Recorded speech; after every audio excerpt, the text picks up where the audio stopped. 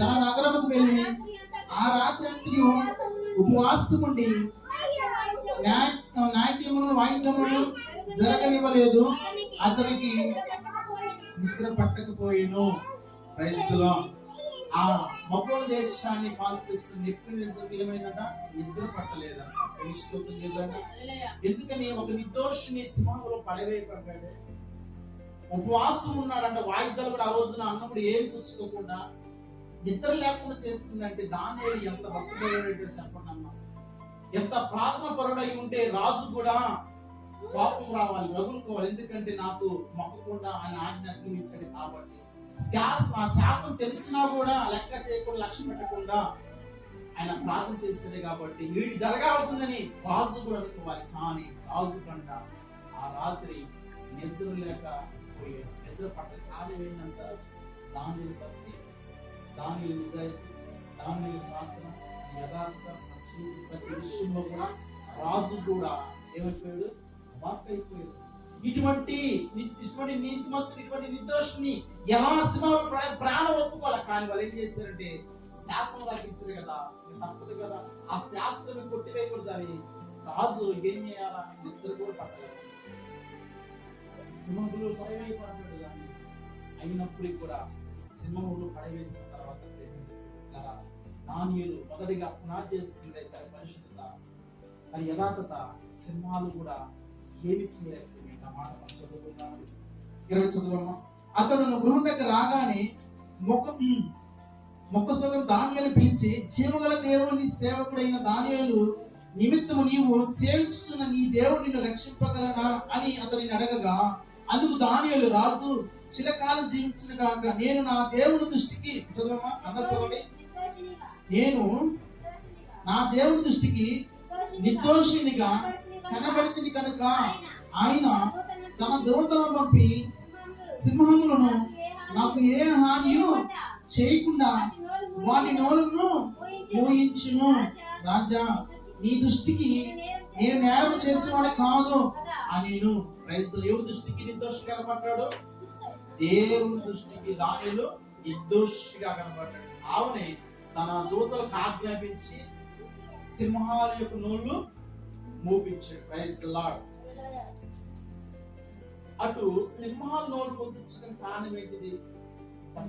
అటు రాజుకు నిద్ర పట్టకుండా కారణం ఏంటిది? సింహాల నోళ్ళు నుంచి కారణం ఏంటిది? మరి దేవుడితో ఆజ్ఞివ్వగా సింహాల నోళ్ళు ఇవన్నీ ఎలా జరిగినవంటే దానియేలు పరిశుద్ధమైన జీవితాన్ని కలిగి జీవించాడు.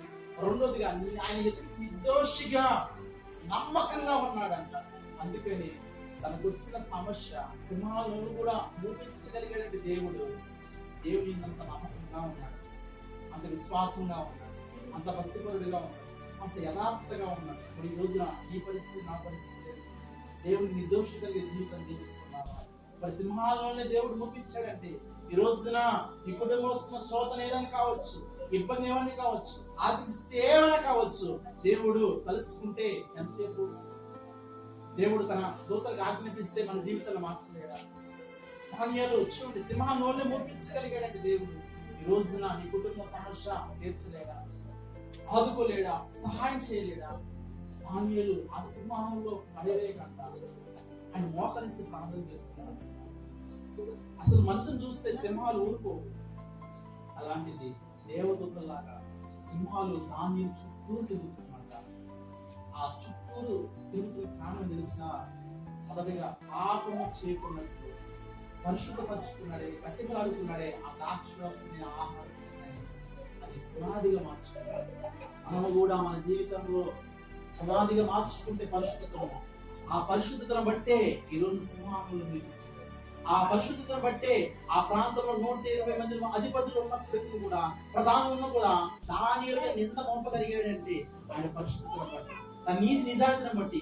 రాజుకు నిద్ర లేకుండా కలిగినదంటే దానియేలు భక్తిని బట్టి, దానియేలు యొక్క నీతిని బట్టి ఆ ప్రాంతంలో ఉన్నటువంటి ప్రతి ఒక్కరు కూడా ఆకర్షితులైపోయారంట.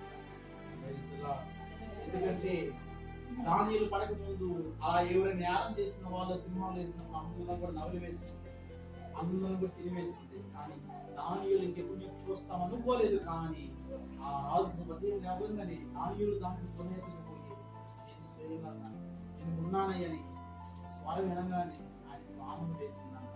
అప్పుడు ఆ రాజు అనుకున్నాడంట, దానియేలు దేవుడే నిజమైన దేవుడు, లోకమంతా సాటించాడు. ఎంత కాలం తెలుసా, దానియేలు ఎక్కడుందా ఆయన దేవుని విడిచిపెట్టాలి. మనము కూడా ఎక్కడున్నా, ఏ స్థలంలో ఉన్నా, ఏ ఊరిలో ఉన్నా కూడా మన పరిశుద్ధత, మన నీతి, నిజాయితీ నమ్మకంగా ఉంటే దానియేలులో సింహాలు పడేసిన నోళ్ళు ముగించగలిగాడంటే నమ్ముకున్నటువంటి దేవుడు అలాంటి శక్తిమంతుడు. ఆ నగరం అంతా దేవుడి వైపు తిరిగింది. బబులోను దేశంలో ఉన్నటువంటి నగరం ప్రజలందరూ, మంత్రులు కావచ్చు, అధిపతులు కావచ్చు, అందరూ ఎవరి వైపు తిరిగారు చెప్పాలి. ఒక్కడే ఆ బబులోను దేశంలో దానియేలు ఒక్కడ బట్టి ఆ ప్రజల మొత్తం దానియేలుకు తిరిగి ఉంటారు. రాజే ఆ ప్రాంతం పరిపాలిస్తున్న వ్యక్తి రాజే ఆజ్ఞాపించాడంట, ఇప్పుడు దాకా మనం ఏవేవో చేసాం, అవి కాదు, ఒక మానవుడు సింహాలు రాత్రి అంతా కూడా తినకుండా ఉన్నాయంటే ఆ దానియేలు దేవుడేరా, అతను సేవిస్తున్న దేవుడే నిజమైన జీవం గల దేవుడని ఆ నగరం అంతా, ఆ ప్రాంతం అంతా కూడా సాటింపించేశారంట. అతను ఏవో తెలియని వాటి విషయాలు వాళ్ళందరూ చేయడానికి. కానీ ఏది విచిత్రం, రాజుకి నిద్ర పట్టకుండా ఒక మానవుడు సింహంలో రోజంతా ఉంటామా, రాత్రి వేళంతా సింహాల మీద కూర్చోడమా, ఆయన కూర్చోడమని ఆ రాజుకి నిద్ర పట్టలేదు. ఉదయం పోయి చూడగానే ఆయన స్వరం వినపడుతుంది. ఇదంతా కారణం ఏంది? తన దేవుడు తనని కాపాడాడు. అందుకని ఆ నగరం అంతా కూడా సాటింపు చేశాడంట. అంటే ఆ ప్రాంతం అందరూ కూడా ఏమైపోయారు, మారుంటారు. దాని వైపు తిరుగుంటారు కదా, దాని యొక్క దేవుని వైపు తిరుగుంటారు కదా. ఈ రోజున ఈ భక్తి, ఈ ప్రార్థన, నీ విధానం, పరిశుద్ధత, నిన్ను బట్టి నీ కుటుంబం మారాలి కదా, నిన్ను బట్టి నీ భార్య, నీ బిడ్డలు మారాలి కదా. భక్తి చూడండి, సింహంలో పడవేస్తున్నప్పుడు దాన్ని విడిచిపెట్టాల యథార్థంగా, నీతి నమ్మకంగా ఉన్నాడు కదా.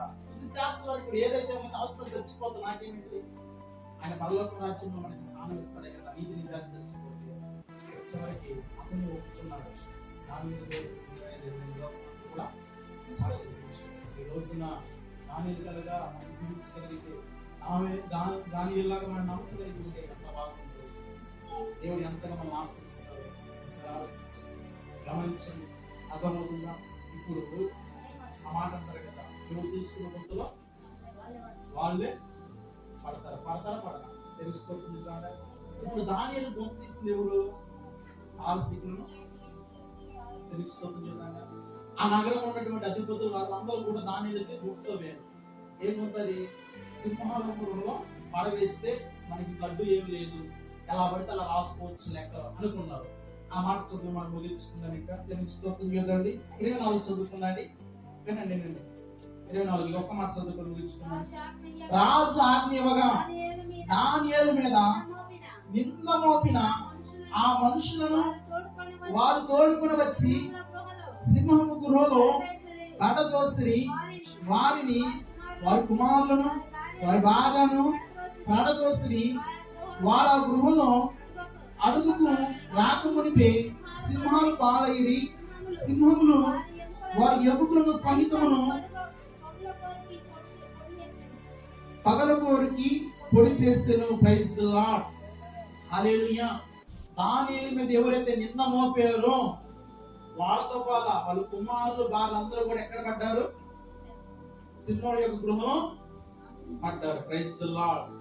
దీన్ని ఏమంటారంటే, ఎవరు తీసుకుని కొంత, ఎవరి కోసం తోలేరు ఈ కొంత, దానియేలు కోసం. దానియేలు పడ్డాడు, నిజాయితీతో వచ్చాడు, ఏ పాపం చేయలేదు కాబట్టి, దేవుడు నిర్దోషి ఉన్నాడు కాబట్టి సింహాల నోళ్ళు కూడా మూపించగలిగాడు దేవుడు.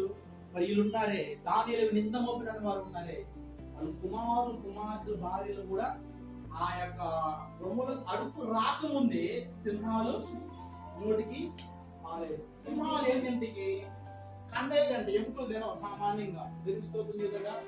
సింహాలు ఎక్కడైనా చూడండి, టీవీలో మనం ఎలా చూస్తున్నారో మంచి మంచి కండనే తిని ఎముకల్ని పడేస్తాయి. కానీ వీళ్ళున్నారే, ఎముకలు కూడా పొడి చేసి నవ్వుని అంటే, ఈ రోజున ప్రేమైన దేవునికి బిడ్డలారా, అసూయ ఎలాంటిదంటే దేవునికి స్తోత్రం చెప్పండి. హల్లెలూయా, దేవునికి స్తోత్రం చెప్పాలి. అసూయ మన జీవితంలో ఉండకూడదు. ఎందుకంటే షుగర్ వ్యాధి ఎలాగైతే వచ్చిందో, ఆ వ్యాధి ఎలాగైతే ఒకసారి వస్తే అది పోదు, అసూయ కూడా మన జీవితంలోకి వస్తే ఎలా ఉండి తెలుసా, ఇలా అగ్ని పాలైపోతారు. ఇక్కడ సింహపురం లాగా ఎలాగైతే పాలైపోతుందో, వాళ్ళు అడుగు రాకముందు సింహాలు ఎందుకు తినే వాళ్ళని, వాళ్ళు నేరస్తులు కాబట్టి, నింద మోపారు కాబట్టి, సింహాలు కూడా తెలిసిపోయినది దాని నింద మోపారు కాబట్టి. ఇప్పుడు ఏమి